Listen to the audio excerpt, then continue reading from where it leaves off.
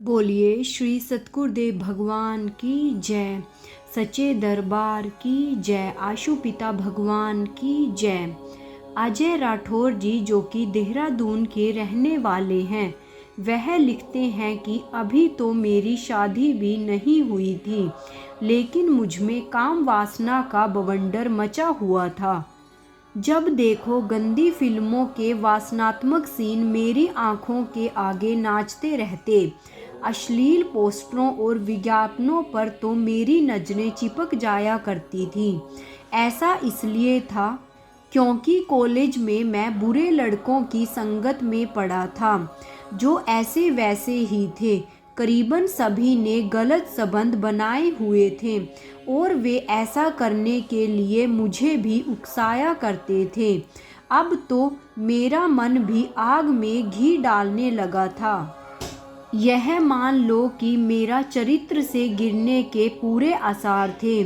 ब्रह्म ज्ञान की दीक्षा तो मैंने बचपन में ही ले ली थी, लेकिन साधना कभी मैं भूले भटके से भी नहीं करता था। और उन्हीं दिनों हमारे नए पड़ोसी आए। वे महाराज जी से दीक्षित थे। उनका बेटा मेरा हम उम्र था और आश्रम की सेवाओं में बहुत अच्छे से वह जुड़ा हुआ था। वह मुझे जबरदस्ती खींच खींच कर सेवाओं और सामूहिक साधना शिविरों के लिए भवन ले जाया करता था। उन दिनों मुझे एक बहुत ही दिव्य जबरदस्त सपना दिखाई दिया। मैं उसे एक दिव्य अनुभव ही कह सकता हूँ। मैंने देखा कि किसी अनजान व्यक्ति ने मुझे आकाश में खींच लिया है और मैं किसी लोक में पहुँच गया हूँ।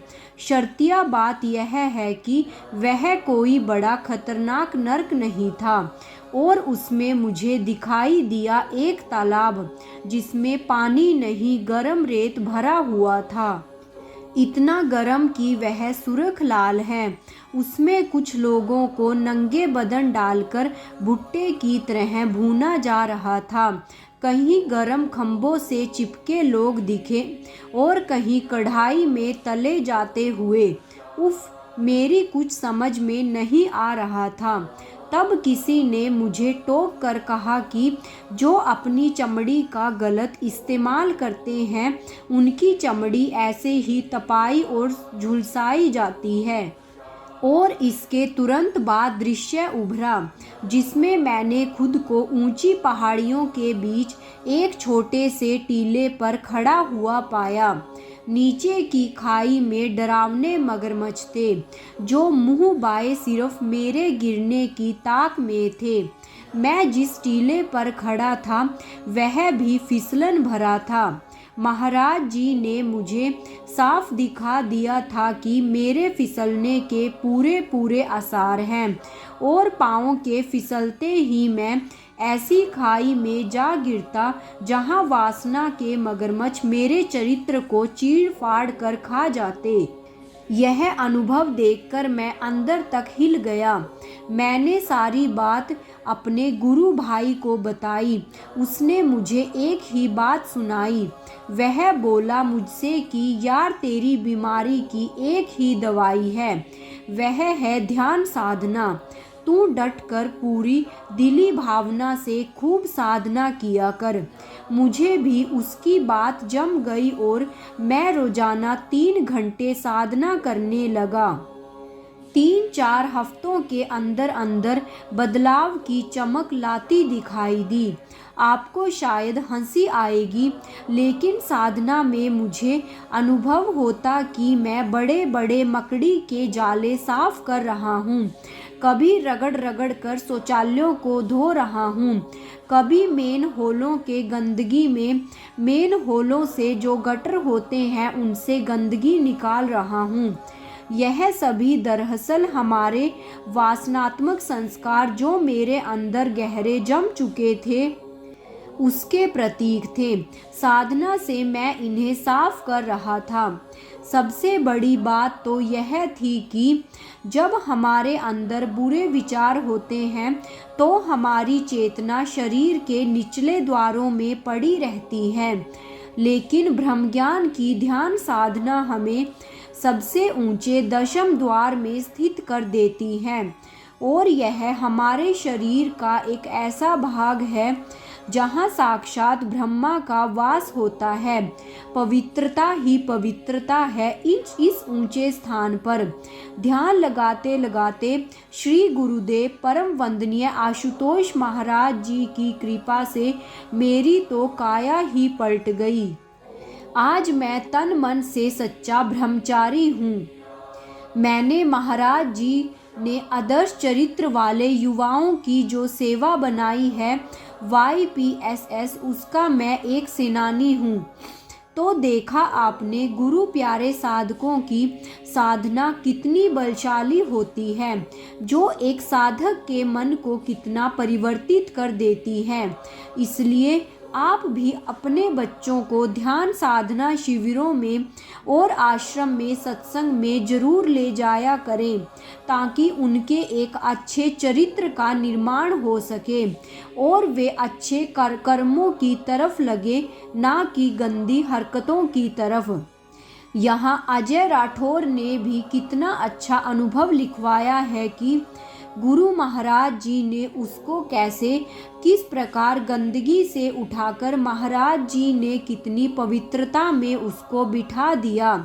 एक साधक का जीवन गुरु जब बदलता है ना, तो लोग उसमें इतनी ज़्यादा शाइनिंग आ जाती है, इतनी चमक भरा उसका चरित्र हो जाता है कि दूसरे लोग देखते भर रह जाते हैं उसकी ऐसी दिव्यता को। तो मैं आप सबसे हाथ जोड़कर यही प्रार्थना करूंगी कि आप भी नित्य ध्यान किया करें, गुरु महाराज जी के नाम का जाप करें जितना ज़्यादा हो सके।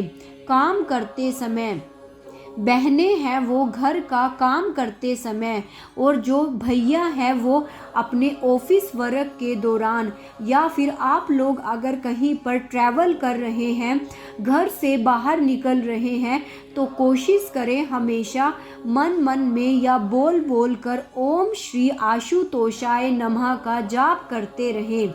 इसका बेनिफिट सिर्फ आपको ही नहीं मिलेगा, आपके सराउंडिंग को भी मिलेगा, क्योंकि जब आप ओम श्री आशुतोषाय नमः का जाप करोगे तो इस महामंत्र की जो वाइब्रेशंस हैं वो हमारे एनवायरनमेंट में फैलेंगी। और महाराज जी ने खुद अपने मुखारविंद ये शब्द कहे हुए हैं कि जब हम लोग महाराज जी के नाम का जाप करते हैं तो इसका जो इफ़ेक्ट है वो सिर्फ हमारे ऊपर ही नहीं, हमारे आसपास के एनवायरनमेंट और लोगों पर भी ज़रूर पड़ता है। तो जब हम घर से बाहर निकलकर रास्ते से जाते हुए या कहीं भी अपने काम के दौरान जहाँ पर भी हों, ओम श्री आशुतोषाय नमः का जाप करेंगे तो इस महामंत्र की पॉजिटिव वाइब्रेशंस वहाँ पर फैल जाएंगी और इनका जो इफ़ेक्ट है वहाँ पर भी आपको आज नहीं तो कल देखने को ज़रूर मिलेगा। इन्हीं सब वचनों के साथ मैं अपनी वाणी को यहीं पर विराम देती हूँ और आशा करती हूँ कि इस अनुभव में हमारे लिए जो एक गहन प्रेरणा छिपी हुई है, आप उसको अपने जीवन के अंदर उतारने की ज़रूर कोशिश करेंगे, क्योंकि कोशिश करने वाले की कभी हार नहीं होती।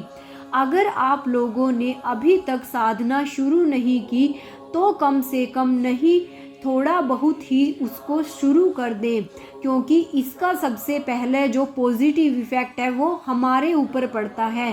साधना हम लोग इस विश्व के लिए, लोगों के लिए तो बाद में करते हैं, सबसे पहले तो उससे हमारा खुद का कल्याण होता है। इसी के साथ मैं अपनी वाणी को यहीं पर विराम देती हूँ। तो बोलिए श्री सतगुरुदेव भगवान की जय, साचे दरबार की जय, आशु पिता भगवान की जय। जय श्री राम।